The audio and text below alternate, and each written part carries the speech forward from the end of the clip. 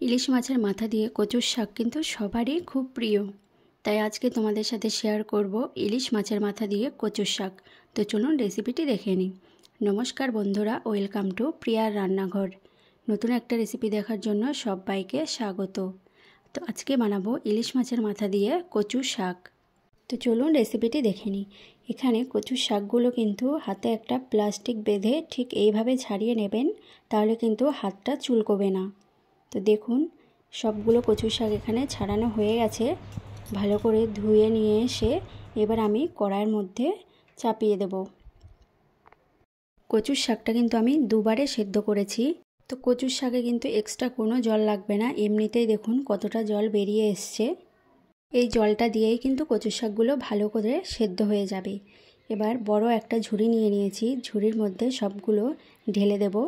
জলটা খুব ভালো করে ঝরিয়ে নেব। আর এইদিকে এখানে একটা ছোট ইলিশ মাছের মাথা আমি ভেজে নেব। মাথাটা কড়া করে ভেজে এবার তুলে নেব। এবার কড়াইতে দিয়ে দেব 1 চামচ 5 ফোড়ন, 5-6টা শুকনো লঙ্কা আর 2 থেকে 3টে তেজপাতা। এরপর দিয়ে দেব কিছুটা আদা বাটা। এবার আদা বাটাটাকে একটু ভালো করে নেড়ে চেড়ে কষিয়ে দিয়ে দেব হলুদ গুঁড়ো, দিয়ে দেব নারকেল কোড়া। নারকেল কোড়াটা একটু ভাজা ভাজা হয়ে গেলে এর মধ্যে দিয়ে দেব সবগুলো কচুর শাক।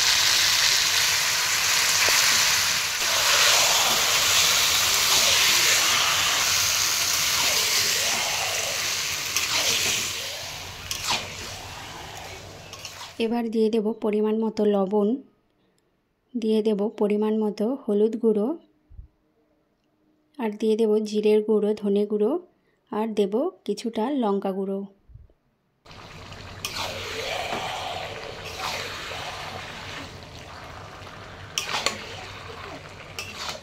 ভালো করে নেড়েচেড়ে মশলাগুলো সব একসাথে মিশিয়ে নেব। দেখুন এখানে কিন্তু কচু শাকটা প্রায় সেদ্ধ হয়ে এসছে। এইভাবে নাড়াচাড়া করতে থাকবেন, দেখবেন জলটা শুকিয়ে আসবে। এরপর দিয়ে দেব কিছুটা পরিমাণে বাদাম।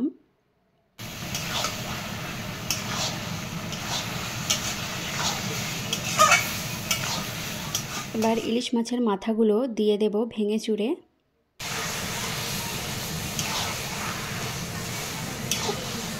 এখানে দিয়ে দিচ্ছি 1 চামচ চিনি। চিনিটা কিন্তু অবশ্যই দেবেন।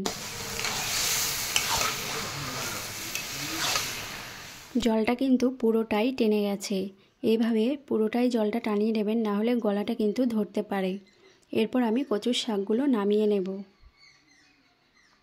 রেসিপিটি কেমন হয়েছে অবশ্যই কমেন্ট করে জানাবেন। আর যদি ভালো লেগে থাকে লাইক, কমেন্ট, শেয়ার এবং সাবস্ক্রাইব করে দেবেন।